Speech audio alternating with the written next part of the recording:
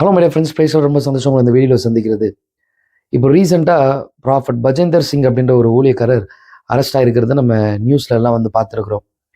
ஏன்னா சமீப நாட்களாக யூடியூப்பில் அவருக்கு சப்ஸ்கிரைபர்ஸ் அப்படின்றது ஒரு 3.75 மில்லியன் சப்ஸ்கிரைபர்ஸ் இருந்தாங்க. அவர் பஞ்சாப், இந்த சத்தீஸ்கர், இந்த வட மாநிலங்களில் ஒரு ஊழியம் செய்து கொண்டிருக்கிற ஒரு ஊழியக்காரர்னு சொல்லாமல் கள்ள ஊழியக்காரன் சொல்லலாம். ஏன் அப்படின்னா, இந்த வீடியோ நீங்கள் வந்து பார்த்துருப்பீங்க. ஒரு பெண்ணை வந்து அறையிறத பார்த்துருப்பீங்க. அடித்து அதை வந்து என்ன ப்ரொஜெக்ட் பண்ணுறாங்க அப்படின்னா, அது ஏஐ அப்படின்னா ஆர்டிஃபிஷியல் இன்டெலிஜென்ஸ். அதனால வந்து டிஃப்ரெண்ட்டாக இப்போ முன்னாடிலாம் ஒரு காலத்தில் வந்து மார்ஃபிங் அப்படின்னு சொல்லி வந்துச்சு. இந்த மார்ஃபிங் மாதிரி நான் யாரையோ அடிக்கிற மாதிரி என்னை மார்ஃப் பண்ணிட்டாங்க, அது ரோபோட்டோட வேலை, அது கம்ப்யூட்டரோட வேலை அப்படின்னு சொல்லி நிறைய கதை கட்டி வந்து விட்டாங்க. அப்போ அதில் கிளியராக வந்து என்னென்னா மென்ஷனாக இருந்துச்சு. என்னென்னா, ரோபோட் வந்து என்னென்னா ஒரு சைடு இருக்கிற இமோஷன்ஸை மட்டும்தான் ரெக்கார்ட் பண்ண முடியும். ஆனால் உங்களோட பின்புறத்தில் சேம் எக்ஸாக்ட் பொசிஷன்ஸ் ஏஐயால் பண்ண முடியாது. இது நீங்கள் உண்மையாக ஒரு பெண்ணை வந்து அடிச்சிருக்கிறீங்க அப்படின்னு சொல்லி அது உறுதி பண்ணப்பட்டுச்சு. இப்போது அவருடைய கேஸ் எப்படின்னா, 2000ஆவது வருஷத்தில் ஏதோ கொலை கேஸில் ஜெயிலில் இருந்திருக்கிறார். ஸோ அதுக்கப்புறம் தீர்க்கதரிசி அப்படின்னு சொல்லி இவர் வந்து அழைக்கப்பட்டார். ஏன்னா நிறைய பேர் இப்போ தீர்க்கதரிசின்னு சுற்றிட்டு இருக்கிறாங்க. தேவனுடைய தீர்க்கதரிசி எப்படி இந்த மாதிரி வந்து பண்ணலாம், எப்படி இப்படி அரெஸ்ட் பண்ணலாம், இது யாருன்னா வந்து சதி திட்டம் பண்ணியிருக்கலாம் அப்படி சில பேர் வந்து சொல்லலாம். ஆனால் பாதிக்கப்பட்ட அந்த பெண்ணை தான் எப்படிலாம் வந்து பாதிக்கப்பட்ட அந்த பெண்ணை வாக்குமூலம் கொடுத்து வீடியோ ப்ரூஃபோட காண்பித்திருக்கிறத நம்ம வந்து பார்க்குறோம். ஏன்னா போலீஸ் அவ்வளோ சீக்கிரம் யாரையும் வந்து என்னன்னா அரெஸ்ட் பண்ண மாட்டாங்க, தீர விசாரிப்பாங்க. இப்போ அரெஸ்ட் பண்ணி ஒரு ஆயுள் தண்டனை வந்து கொடுக்குற அளவுக்கு ஒரு விஷயம் பெருசாகுது அப்படின்னா, அந்த விஷயம் உண்மையாக நடந்திருந்தா மாத்திரம்தான் அப்படி நடக்கும். இப்போ யார் இவங்களுக்கு இப்படி ஒரு சோர்ஸ் கொடுக்குறா, இப்படி ஒரு பவர், இப்படி ஒரு பேக் போன் வந்து கொடுக்குறா அப்படின்னு சொல்லி பார்க்கும் பொழுது, ஏன்னா இப்போ நிறைய கோடியாக பணங்கள் எல்லாமே எங்கே பதுங்குதுன்னா இந்த ஸ்பிரிச்சுவல் சம்மந்தப்பட்டதான காரியங்கள்ல. ஏன்னா ஜனங்க மனசுல நிறைய மூட நம்பிக்கைகள் இருக்குல்ல, மூட நம்பிக்கைகளை பயன்படுத்தி ஸோ இவங்களுக்குன்னு சொல்லி ஒரு குரூப்பை வந்து திரட்டி அற்புதம் நடக்கிற மாதிரி, அடையாளம் நடக்கிற மாதிரி சில காரியங்களை வந்து ஆக்டிங் பண்ண வச்சு இப்போ இவங்களுடைய பேரில் பினாமியில் நிறைய சொத்துக்கள் வந்து வைக்கிறத நம்ம வந்து பார்க்குறோம். இது எல்லாருக்கும் ஒரு தெரிந்த ஒரு காரியம். ஆனால் ப்ராஃபட் பஜேந்தர் சிங் மினிஸ்ட்ரீஸ் ஊழியங்கள் சொல்லி ஒரு கிறிஸ்துவின் சரீரத்தில் இப்படிப்பட்டதான காரியத்தை வந்து பார்க்கும் பொழுது அது கொஞ்சம் வேதனை அளிக்கக்கூடிய ஒரு காரியமாக இருக்குது. ஏன்னா இன்னைக்கு ஒருத்தர் வந்து என்கிட்ட பேசும்போது, இப்போ அவங்க ஊழியக்காரரை அரெஸ்ட் பண்ணி ஜெயிலில் வச்சுட்டாங்க. அப்போ நான் சொன்னேன், எல்லா இடத்துலையும் இப்படிப்பட்ட போலிகள் இருக்கதா செய்தி. ஏன் இப்போ நீங்கள் சொல்கிறீங்க உங்களோட மார்க்கத்தில் கூட இப்படிப்பட்ட போலிகள் வந்து இருக்கிறத பார்க்குறோம். ஸோ போலிகளை வைத்து உண்மையான தெய்வத்தை வந்து என்னன்னா கணக்கு போட முடியாது அப்படின்னு சொல்லி நான் கிறிஸ்தவ நம்பிக்கையை நான் வந்து சொன்னேன். இப்போ நான் ஏன் இந்த வீடியோ பதிவு வந்து பண்ணுறேன் அப்படின்னா, அநேக ஊழியக்காரங்க செழிப்பு, ஆசீர்வாதம், சுகம், சமாதானம் இப்படி தான் வந்து என்னன்னா ப்ரீச் பண்ணிட்டு இருக்காங்களே தவிர, இதை தவிர வேற எதுவும் பெருசாக ப்ரீச் பண்ண மாதிரி பார்த்ததே கிடையாது. ஏன்னா என் தேவனாகிய கர்த்தர் பரிசுத்தர் என்ற நாமத்திற்கு சொந்தக்காரருடைய தேவன் அவர். வேற யாருக்கும் சூட் ஆகாது. பரிசுத்தர் என்ற பெயரு கடவுளுக்கு மட்டும்தான் வந்து சூட் ஆகும். அது உண்மையான கடவுள் இயேசு கிறிஸ்து மாத்திரமே. அப்போ கடவுளுக்கு மாத்திரம் அந்த பேர் வந்து சூட்டப்படுது அப்படின்னா, ஏன்னா வேத வசனமா தான் நம்மளுக்கு சொல்லுது, நான் பரிசுத்தராக இருப்பது போல நீங்களும் பரிசுத்தராயிருங்கள். அப்போ நான் பேசுகிற பேச்சு, நான் என்னுடைய செயல்கள் எல்லாமே பரிசுத்தராக மாறணும். அதுதான் ரட்சிக்கப்பட்டதுக்கான ஒரு அடையாளமே. எபேசியர் 1ஆம் அதிகாரம் 14ஆவது வசனத்தில் வாசிக்கிறோம், ஆவியானவர் அச்சாரமாக இருக்கிறார். எனக்கு வந்து என்னன்னா ஆவியானவர் வந்து ஆண்டவர் கொடுத்துருக்கிறாரு.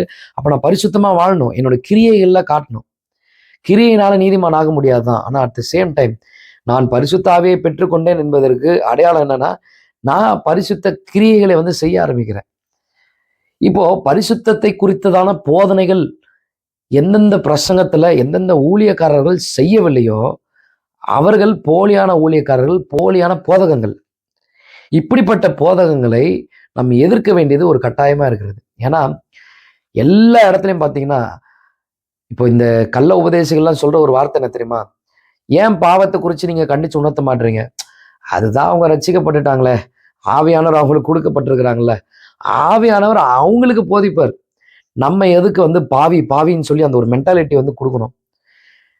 பாவ உணர்வு இருக்க வேண்டுமே தவிர குற்ற உணர்ச்சி இருக்கக்கூடாது. மனிதராய் பிறந்த எல்லாருமே ஒரு ஒரு விஷயத்துல தவறுகிறவர்கள் தான். பாவி என்ற உணர்வு வேண்டும்.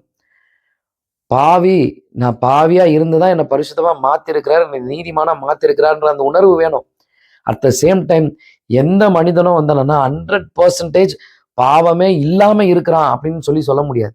ஏன் அப்படின்னா, என்னுடைய சரீரம் பாவத்தன்மையால நிறைந்து இருக்கிறது. அதனாலதான் பவுல் வந்து தீமோத்தேயுக்கு வந்து எழுதும் பொழுது 2 தீமோத்தேயு 2வது அதிகாரம் 22வது வசனத்துல, அன்றியும் பாலியத்திற்குரிய இச்சைகளுக்கு விலகி ஓடு. ஏன் பாவத்தை பார்த்து விலகி ஓடணும்னு சொல்றாரு. ஆனா எபேசியர்ல பிசாசு எதிர்த்து நில்லுங்கள் அப்படின்னு சொல்லி எழுதுறாரு. ஏன் நீங்க யோசிச்சு பார்த்துருக்கிறீங்களா? பிசாசு தந்திரமா வந்து பயன்படுத்துறது அந்த பாலியத்திற்குரியதான இச்சைகள். ஏன்னா நம்ம சரீரத்துல பாவத்தன்மை இருக்குது.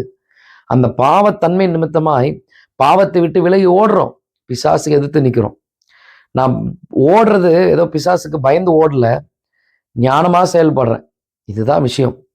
அப்ப என் பாவத்தன்மை இருக்கிறதுனால ஆண்டவர் எனக்கு கொடுத்திருக்கிற அந்த சுயாதீனம், அந்த ஃப்ரீ சாய்ஸ், ஃப்ரீவில் இருக்கிறதுனால எப்போ வேணாலும் என்னால பாவத்துல விழ முடியும். குறிப்பா இந்த ரகசிய பாவங்கள், இந்த பெண் இச்சையின் பாவத்துல, ஏன்னா இந்த மோக இச்சையின் பாவத்துல ஊழியக்காரர்கள் வீழ்வதற்கு 100% வாய்ப்பு இருக்குது.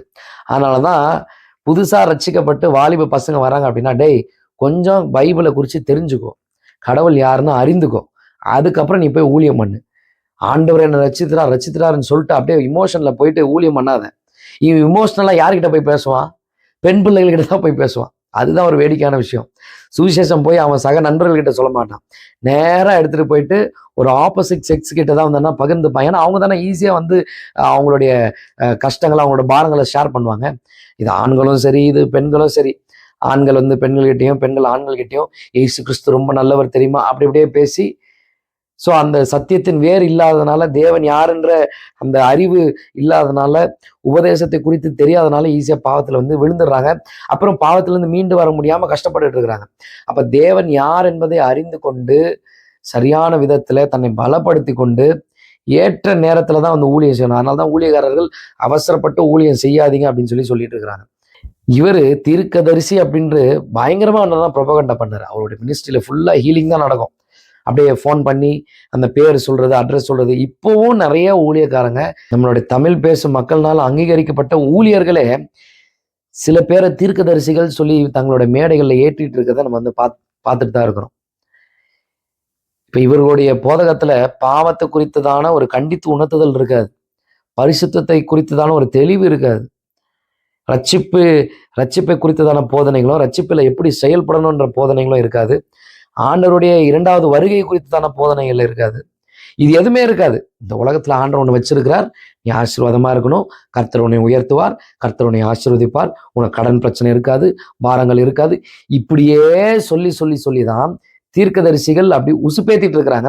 இத நம்மளுடைய முட்டாள் ஊழியக்காரர்களும் அங்கீகரித்து கொண்டு இருக்கிறாங்க. அது எப்படிதான் வந்து அங்கீகரிக்கிறாங்கன்னு சொல்லி தெரியல. கேட்டா 1008 ரீசன் சொல்லுவாங்க. உங்களுக்கு அவங்கள பார்த்து போறாம, நான் வேலை செஞ்சு ஊழியம் பண்றேன். யாருக்கிட்ட எந்த ஆஃபரிங்காகவும் யாருடைய வாய்ப்புக்காகவும் நின்று நான் ஊழியம் செய்யல. ஆனா ஈஸியா வந்து என்னன்னா, நீங்க மற்ற ஊழியக்காரரை குறை சொல்லக்கூடாது, கிறிஸ்தவத்தை குறை சொல்லக்கூடாது, அபிஷேகம் பண்ணப்பட்டவர்களை குறை சொல்லக்கூடாது. நம்மளே எச்ச துப்பிக்கிற மாதிரி இருக்கு. நம்மளே வந்து சரி செய்து கொள்ளல அப்படின்னா பின்ன வேற யார் சரி செய்வா? ரோட்ல போறவனா? என் பிள்ளைய நான் தான் திருத்தணும், என் பிள்ளைய என் அப்பா அம்மா தான் திருத்தணும். ரோட்ல போறவன் திருத்த முடியாது. ரோட்ல போறவன் அப்படி திருத்தினாங்க அப்படின்னா, வேத வார்த்தை தெளிவா சொல்லுது, கர்த்தர் உங்களை சிச்சை செய்யவில்லை என்றால் நீங்கள் வேசின் பிள்ளைகளா இருப்பீர்களே. ஆண்டவர் உங்களுக்கு பனிஷ்மெண்ட் கொடுக்கலன்னா வேசின் பிள்ளைகளா வந்து இருப்பீங்க. அதே போல ஒரு ஊழியக்காரர் இடரும் போது அது சபையாகிய சரீரத்திற்கு பாதிப்பு ஏற்படும் பொழுது ஒரு சக ஊழியக்காரர்கள் அதை கண்டித்து உணர்த்துவதில் தவறில்லை. இந்த தீர்க்கதரிசி என்ற அஸ்திபாரத்துல கட்டணும். எபேசியர் 2:20 சொல்லுது, அப்போஸ்தலர் தீர்க்கதரிசிகள் என்பவர்களுடைய அஸ்திபாரத்தின் மேல் கட்டப்பட்டவர்களுமாய் இருக்கிறீர்கள், அதற்கு இயேசு கிறிஸ்து தாமே மூளைக்கல்லாய் இருக்கிறார். அப்போஸ்தலர் தீர்க்கதரிசிகள் என்ற அஸ்திபாரத்துல கட்ட வேண்டிய ஊழியங்கள் இப்ப எப்படி இருக்குது? இப்படி கோர்ட்டும் கேஸுமா வந்து அலைஞ்சிட்டு இருக்குது. தமிழகத்துல கூட இப்ப ரீசெண்டா நிறைய பாலியல் இச்சைகள் தான்.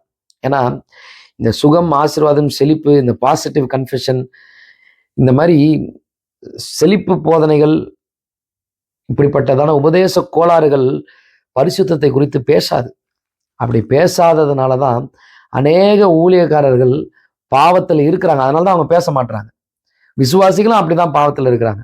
கேட்டா என்ன சொல்றாங்க, இந்த மலேசியால ஒருத்தர் வந்து சொல்லிட்டு இருக்கிறாரு, நீ பாவம் செஞ்சாலும் ஒன்றும் இல்லை, அது பெருசு இல்லை, பாவம் செஞ்சாலும் ஆண்டவருக்கு ஒன்று ரொம்ப பிடிக்கும். டேய், நீ பாவம் செய்யறதுக்காக அவனுக்கு ரட்சிப்பை கொடுத்தாரு. ஞானஸ்தானம் எடுக்கும் பொழுது நீ பாவம் செய்யறதுக்கா ஞானஸ்தானத்தின் மூலியமாய் நல் மனசாட்சியின் உடன்படிக்கை நீ செஞ்ச. நீ பாவம் செய்யறதுக்கு ஆண்டவர் உனக்கு ரட்சிப்பை கொடுக்கல. பாவத்தை மேற்கொண்டு பாவத்தை விட்டு விலகி ஓடி தன்னை பரிசுத்தவானாய் பாதுகாத்து காத்து கொள்வதற்கு தான் ஆண்டவர் உனக்கு ரட்சிப்பை கொடுத்துருக்கிறார். இப்படிப்பட்ட போதகர்கள் இப்ப இன்னும் அநேக ஊழியக்காரர்கள் தங்களை தீர்க்கதரிசின்னு சொல்லிட்டு தான் இருக்கிறாங்க. அவருடைய நிலைமையெல்லாம் எப்படி ஆகும்னு சொல்லி தெரியல. ஏன்னா தீர்க்கதரிசிகளை விடுங்க, அநேக போதகர்கள், அநேக போதகங்கள், பிரசங்கங்கள் இந்த சுக வாழ்வை குறித்ததான பிரசங்கங்கள் மட்டும்தான் இருக்குது. ரகசிய வருகையோ, ஆண்டவருடைய வருகையை பற்றியோ, இல்லை பரிசுத்தத்தை குறித்தோ, ரட்சிப்பை குறித்தோ, ஊழியத்தை குறித்து, சீஷத்துவத்தை குறித்து, சபை ஐக்கியத்தை குறித்து யாருக்கும் வந்து என்னன்னா அந்த கரிசனையே கிடையாது. மூத்த ஊழியக்காரெல்லாம் கரிசனை கிடையாது. அதனாலதான் கண்டவனையும் கூப்பிட்டு முன்னாடி ஸ்டேஜ்ல ஏத்தி, இவன் ஒரு தீர்க்கதரிசி, இந்த தீர்க்கதரிசி சொல்ற தீர்க்கதரிசனத்தை கேளுங்க அப்படின்னு சொல்லி எல்லாரும் வந்து என்னன்னா தீர்க்கதரிசின்னு சொல்லி கூத்தடிச்சுட்டு உட்காந்துட்டு இருக்கிறாங்க. ஆனா ஒரு நேரம் வரும், கர்த்தர் சபையாகிய சரீரத்தை சாக விட மாட்டார். ஏன்னா மூளைக்கு தலைக்கல்லாய் இருப்பது இயேசு கிறிஸ்து. ரத்தம் சிந்தி மீட்டு சம்பாதித்தது என் தேவனாகிய கர்த்தர். அவர் தன்னுடைய சொந்த ரத்தத்தை குறித்து சபையை சம்பாதித்து இருக்கிறார். அவர் வந்து என்னன்னா சும்மா விட மாட்டார். இப்படிப்பட்ட ஊழியக்காரர்கள் எவ்வளவுதான் வந்து அவங்க நல் வேஷம் போட்டு நிறைய பாட்டு எழுதினாலும் சரி, பெரிய பெரிய ஊழியக்காரர்களாக இருந்தாலும் சரி, செலிபிரிட்டி போதகர்களாக இருந்தாலும் சரி, ஆண்டவர் விடவே மாட்டார். அவர்களுடைய ஊழியங்களை எக்ஸ்போஸ் பண்ணி வெளியே கொண்டே வருவார். ஸோ இந்த வீடியோ உங்களுக்கு ரொம்ப யூஸ்ஃபுல்லாக இருக்கும்னு நான் நினைக்கிறேன். போலிகளை கண்டு ஏமாறாதீர்கள். வேத வார்த்தையை வந்து வாசிங்க. சத்திய வார்த்தை உங்களோடு கூட பேசும். இந்த வீடியோ உங்களுக்கு ஒரு வார்னிங்காக வந்து இருக்கட்டும். இதை பார்க்குற ஊழியக்காரர்களுக்கு வார்னிங்காக இருக்கட்டும். இன்னைக்கு இதுல இருந்தாவது ரட்சிப்பை குறித்ததான போதனைகள், ரட்சிப்பில் எப்படி செயல்பட வேண்டும் என்ற போதனைகள், இரண்டாவது வருகைக்கு எப்படி ஆயத்தமாக இருக்கணும், வேத வார்த்தையை நம்ம வந்து எப்படி சத்தியங்களை வந்து தங்களோட வாழ்க்கையில அப்பியாசப்படுத்தணும், எப்படி பரிசுத்தமா இருக்கணும் அப்படின்ற போதனைகளை இதுல இருந்து செய்ய ஆரம்பிங்க. கர்த்தர் உங்களை ஆசீர்வதிப்பாராக. இந்த வீடியோ உங்களுக்கு ரொம்ப யூஸ்ஃபுல்லா இருக்கணும் அப்படின்னா உங்க ஊழியக்காரர்களுக்கு ஷேர் பண்ணுங்க. கர்த்தரோட நாம மகிமைப்படுவதாக. மாறனாகதா கர்த்தராகிய இயேசு கிறிஸ்து சீக்கிரம் வரப்போகிறார். ஆமென். God bless you.